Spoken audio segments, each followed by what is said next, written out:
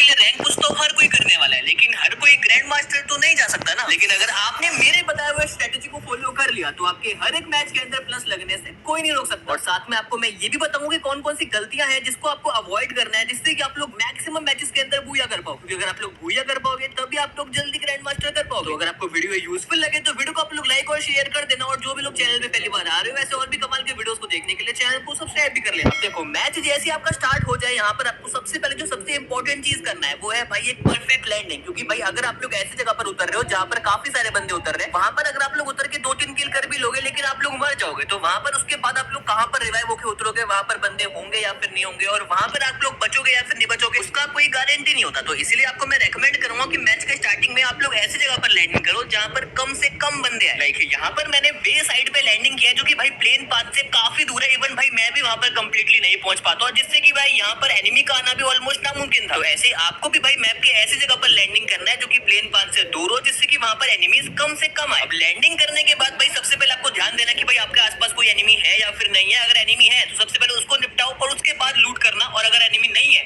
तो मस्त अपना लूट कंप्लीट करो। और इस काम को आसान करने के लिए आप लोग चाहो तो मेरा वाला कॉम्बिनेशन भी यूज कर सकते हो, जहां पर मैंने होमर और मोको के एबिलिटी को यूज किया एनिमीज के लोकेशन पता करने के लिए, और फाइट्स निकालने के लिए यहाँ पर मैंने एंड्रयू और लुकेटा के एबिलिटी को रखा है। और हाँ, लूट करते टाइम भाई एक चीज का आपको ध्यान रखना है कि जहां से भी पॉसिबल हो पाए, लाइक वेंडिंग मशीन हो गया या फिर ये छोटे वाले वेंडिंग मशीन हो गए जिससे कि आपको सुपर मेडिकेट मिल सकता है, उन सभी से भाई सुपर मेडिकेट कलेक्ट कर लेना। नॉर्मल मेडिकेट नहीं होगा तब भी काम चल जाएगा, लेकिन सुपर मेडिकेट होना बहुत जरूरी है। क्यों है आपको आगे दिखाऊंगा। अब इसके बाद जो अगला सबसे इंपॉर्टेंट फैक्टर है जो कि भाई रैंक पुशिंग के टाइम पे काफी इंपॉर्टेंट रोल प्ले करता है, वो है भाई गन सिलेक्शन। अब देखो गन सिलेक्शन आपको इस बेसिस पे नहीं करना कि आपके पास कौन से गन का बढ़िया वाला स्किन है, क्योंकि अगर आप लोग ये करोगे तो आपको दिक्कत होगी। क्योंकि रैंक पुश करने के लिए भाई स्किन मैटर नहीं करता, डैमेज मैटर करता है। तो अगर आप लोग ऐसे वेपन्स को यूज करोगे जिसका डैमेज ज्यादा होगा तो इससे आप लोग फाइट्स काफी जल्दी और काफी आसानी से निकाल पाओगे। जैसे कि आप लोग यहाँ पर देख भी सकते हो, यहाँ पर मैं लॉन्ग रेंज के लिए AK का यूज कर रहा हूँ जो कि भाई डैमेज के हिसाब से काफी बढ़िया है। बट जैसे मुझे इससे भी बढ़िया कोई ऑप्शन मिलेगा मैं उसे ले लूंगा। और शॉर्ट रेंज के लिए यहाँ पर मैं ट्रोगन यूज कर रहा हूँ, जबकि इसका मेरे पास भाई नॉर्मल साइज स्किन है। अब लूट का भाई यहाँ पर सिस्टम सेट हो गया कि भाई आपको क्या लूट करना है क्या नहीं करना। अब इसके बाद भाई आपको जोन मूव करना है, और जोन भाई आपको हमेशा एज टू एज मूव करना है। एकदम बीच में जाकर बैठ जाओगे तो वहां पर थर्ड पार्टी काफी ज्यादा होगा, तो इसलिए आपको मैं रेकमेंड करूंगा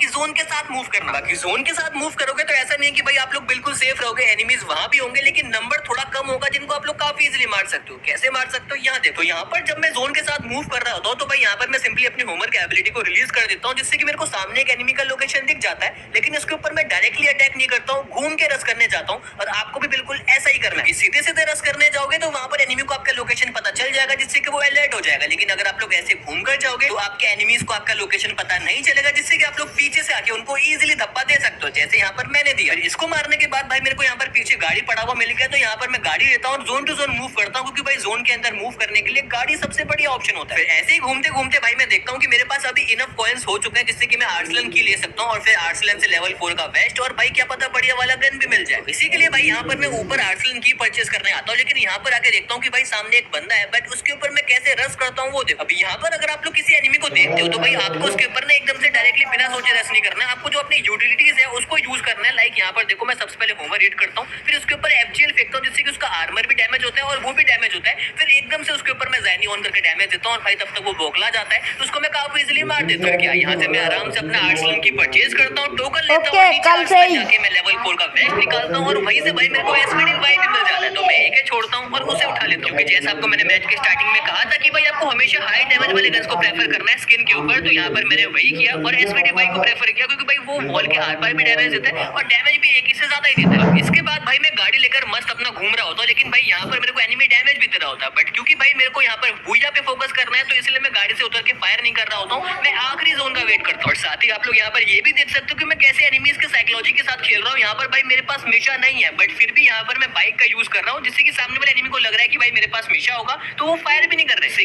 ऐसे ही भाई मैं घूमते घूमते आराम से टॉप 3 के अंदर आ जाता हूँ, और भाई यहाँ पर आके सबसे पहले अपना EP फुल करता हूँ, और जैसे मेरे को सामने वाला बंदा पीक देता है उसको मैं काफी इजीली 4-5 गोली में डाउन कर देता हूँ। जहाँ पर उसने भी भाई मेरे को काफी गंदा डैमेज दिया था, लेकिन क्योंकि मेरे पास कॉम्बिनेशन काफी बढ़िया था और मेरे पास हाई डैमेज वाला गन था, जिससे कि इसको मैं इजीली डाउन कर पाया और मैं बच गया। इसके बाद मैं तुरंत एक सुपर मेडिकेट करता हूँ, जिससे कि मेरा पूरा HP रिकवर हो जाता है। फिर जैसे मैं शॉर्ट रेंज के अंदर जाता हूँ, वहां पर भाई मेरे को 2 साइड से डैमेज पड़ता है, बट क्योंकि मैंने जल्दी से अपना एचपी पूरा फुल कर लिया था सुपर मेडिकेट से, इसलिए यहाँ पर मैं सर्वाइव कर जाता हूँ। इसीलिए भाई आपको मैंने स्टार्टिंग में बोला था कि आपको जितना हो सके सुपर मेडिकेट कलेक्ट करके रखना है, क्योंकि भाई सुपर मेडिकेट और नॉर्मल मेडिकेट करने का टाइम बिल्कुल सेम होता है, लेकिन सुपर मेडिकेट से एचपी ज्यादा मिलता है, जिससे कि आप लोग ऐसे इंटेंस सिचुएशन के अंदर इजीली बच जाते हैं। ऐसे ही भाई बिना किसी स्पेशल एफर्ट के मैं देखता हूँ कि भाई मैं टॉप 2 के अंदर आ चुका हूँ और सामने मेरे को आखिरी वाला बंदा भी दिख जाता है, जिसको मैं डैमेज देता हूँ और फिर उसके ऊपर होमर हिट करता हूँ, फिर उसके ऊपर डायरेक्टली अटैक कर देता हूँ, क्योंकि डैमेज देने के बाद भाई आपको एनिमी को टाइम नहीं देना जिससे कि वो मेडिकेट कर पाए, जिससे कि वो रिलैक्स ही ना हो पाए और वो गलतियां कर बैठे। जैसे कि यहाँ पर आप लोग देख भी सकते हो, जैसे मैं रश करता हूँ वो पैनिक में आता है, वो गलतियां करता है, इसका फायदा मैं उठा लेता हूँ, उसको इजीली खत्म करके मैच को पूरा कर लेता हूँ। अब इस मैच के अंदर भाई मैंने सिर्फ 3 किल किया है, जिससे कि भाई मेरे को 24 का प्लस मिला है और यही भाई पावर है बूया का, क्योंकि भाई अगले मैच के अंदर मैं इससे भी ज्यादा किल करता हूँ,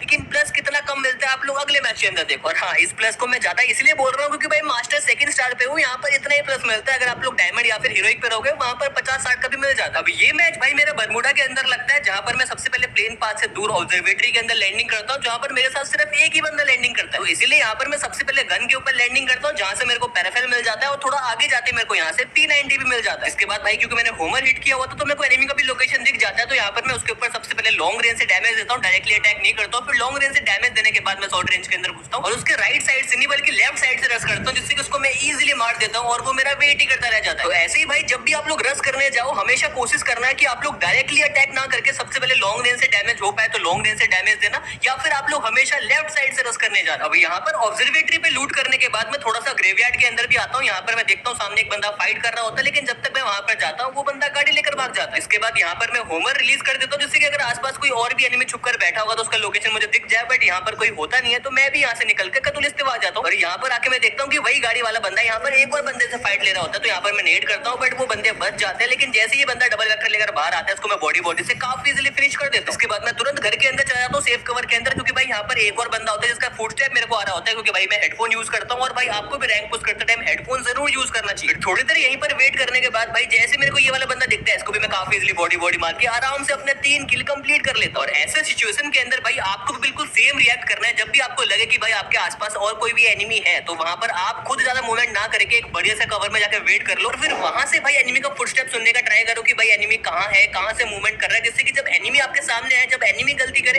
तो आप उसका फायदा उठा पाओ, जैसे यहाँ पर मैंने उठाया। अब इनको मारने के बाद भाई इनके लूट बॉक्स से ही मेरे को आर्सलन की मिल जाता है, तो मैं सिंपली आर्सलन लूटने चला जाता हूँ, क्योंकि भाई रैंक पुश करने के लिए जो लेवल 4 का वेस्ट है वो काफी इंपॉर्टेंट है। तो अगर आपको भी आर्सलन की मिलता है या फिर आपके पास टोकन है तो आर्सलन आप लोग जरूर लूट लो। ऐसा मैं क्यों कह रहा हूँ वो आप लोग यहीं पर देख लो। भाई जैसे मैं आर्सलन लूट के जोन की तरफ जा रहा होता तो भाई एक बंदा पीछे से आकर मेरे को बहुत ही गंदा डैमेज देता है, लेकिन क्योंकि मेरे पास 4 का वेस्ट होता है तो इसलिए डैमेज मेरे को कम पड़ता है। यहाँ पर वॉल लगाकर मैं उसके ऊपर काउंटर अटैक करने का सोचता हूँ, लेकिन ये बंदा भाई वुकोंग बन के रस मारने आता है, तो यहाँ पर मैं सिंपली वेट करता हूँ। फिर जैसे ही मेरा होमर इसके ऊपर हिट होता है फिर मैं रस मारता हूँ, लेकिन भाई ये ग्लू वॉल लगा लेता है, फिर इसी ग्लू वॉल से भाई इसको मैं कंफ्यूज कर देता हूँ, जिससे कि भाई ये काफी नर्वस हो जाता है, भाई खुद ही गलती कर बैठता है, खुद ही ऊपर में आके फायर करने लगता है, जिसका मैं फायदा उठाता हूँ और काफी इजीली बॉडी से इसको मैं डाउन कर देता हूँ। यहाँ से घूम कर भाई मैं बीमा शक्ति के अंदर जाता हूँ और भाई बिल्कुल जोन के एज पे खेलता हूँ, क्योंकि भाई जोन के अंदर सिर्फ एक ही घर है और वहाँ पर ऑलरेडी एनिमी वेट कर रहे हैं, इसलिए उस वाले घर पे ना जाके मैं बिल्कुल जोन के एज पे खेलता हूँ, जिससे कि सामने मेरे को एक बंदा दिखता है जिसको मैं डैमेज देता हूँ, बट उसको मेरा लोकेशन दिखता ही नहीं है, क्योंकि यहाँ पर मैं रेंज पे रहकर खेलता हूँ। जिसके बाद जैसे मेरे को फिर से ये दिखता है जिसको मैं काफी गंदा डैमेज देता हूँ, बट ये ग्लू वॉल लगा लेता है। इसके बाद यहाँ पर मैं एफजीएल फेंकता हूँ, जैसे ये फिर से दिखता है तो मैं बहुत ही गंदा डैमेज देता हूँ, जिसके बाद मैं एक एफजीएल फेंकता हूँ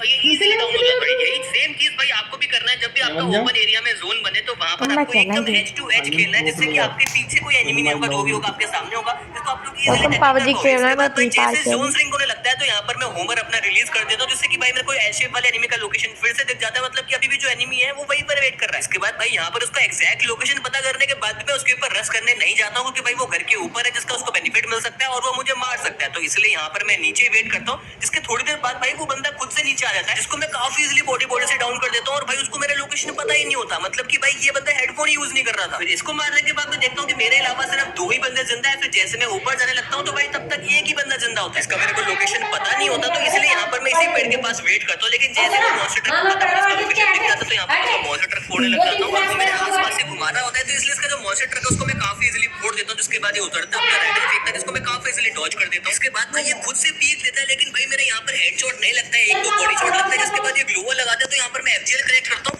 लेकिन इसके बाद भाई मैं गलती ये करता हूँ कि वो बंदा तो अपना यूटिलिटीज यूज करता है, लेकिन मैं यूज नहीं करता, ऊपर से राइट साइड से रस मार देता हूँ, जिससे कि यहाँ पर मैं मर जाता हूँ। अभी यहाँ पर इस केस में अगर मैं भी अपनी ग्रेनेड का यूज करता, क्योंकि भाई मेरे पास भी ग्रेनेड थे, तो अगर मैं भी उसका यूज करता या फिर मैं लेफ्ट साइड से रस करता तो शायद इस फाइट को मैं निकाल पाता और और ये वाला मैच भी मेरा बुया हो जाता, लेकिन क्योंकि भाई मैंने गलती कर दी तो मेरे हाथ से बुया मिस हो गया। इसलिए भाई रैंक पुश करते टाइम ना आपको ये छोटी छोटी गलतियों को ध्यान में रखना पड़ेगा, जिससे कि आपके हाथ से बुया ऐसे मिस नहीं हो जाएगा। क्योंकि भाई जितने बुया आप लोग करोगे उतना ही आपका जो रैंक है वो जल्दी पुश होगा। क्योंकि भाई इस मैच के अंदर देखो मैंने 6 किल किए हैं और सिर्फ भाई यहाँ पर 19 ही प्लस मिला है, जबकि लास्ट मैच के अंदर मेरे को 24 का प्लस मिला था, क्योंकि उसके अंदर मैंने बुया किया था। और ये फायदा होता है भाई बुया करने का। लेकिन क्योंकि आपने ये वीडियो पूरा देख लिया तो आई एम श्योर कि भाई आपको सब कुछ क्लियर हो चुका है कि भाई क्या स्ट्रेटेजी फॉलो करना है, कहां पर लैंडिंग करना है, कौन सा गन यूज करना है और कौन सी गलतियां आपको नहीं करनी है, जिससे कि आप लोग मैक्सिमम मैचेस को बुया करते हो। बस अब लग जाओ काम पर भाई, 1-2 दिन बचे हैं, उसके बाद न्यू रैंक सीजन आ ही रहा है, तो भाई वहां पर तब भाई मचा देना। और उसके लिए भाई बेस्ट ऑफ लक। अगर